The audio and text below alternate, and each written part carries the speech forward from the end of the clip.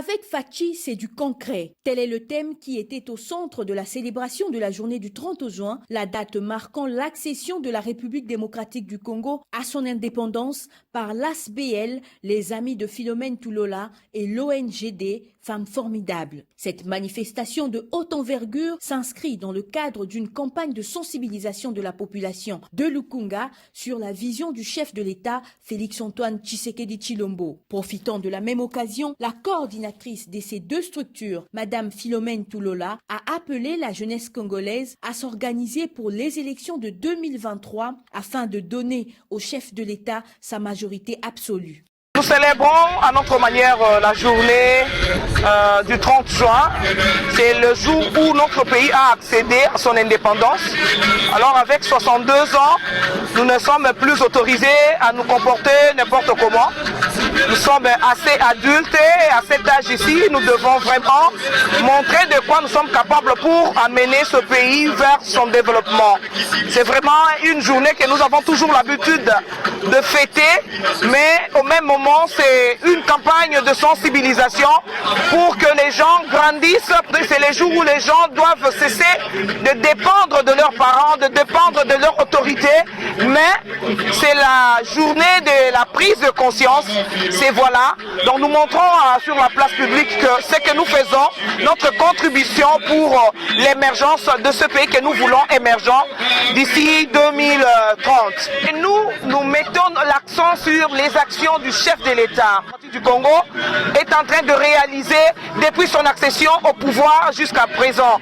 Parce que ces actions ne peuvent pas être cachées. C'est une manière de montrer à la population que nous avons intérêt de compter sur notre président et d'être derrière lui. Nous avons pu montrer en peu de temps ce que le président a pu réaliser depuis qu'il est au pouvoir. Le président avait promis la cohésion nationale. Il est en train de se battre pour que le Congo et les Congolais soient unis. Maintenant, il nous avait promis que dès son accession au pouvoir jusqu'à ce qu'il va quitter, le Congo restera toujours uni.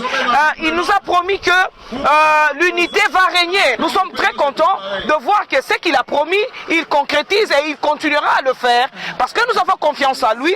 Donc nous ne pouvons que lui dire merci pour cette façon de voir les choses, pour ce qu'il fait pour le peuple congolais. Les enfants de Lukunga sont des gens que je dois remercier vraiment pour votre amour envers moi. Ils ont placé leur confiance en ma personne, ils ont confiance au président de la République, ils ont placé la confiance totale dans ce que nous faisons et je leur dis, soyons ensemble, soyons unis et nous allons aussi réserver, je le dis bien, 2023 c'est Fachi ou rien. Dans la même ambiance d'un peuple qui tient absolument à concrétiser et à palper sa libération, rien ne pouvait manquer. Des chants et danses patriotiques, bref, le décor était complet pour accompagner l'enthousiasme des membres de ces organisations.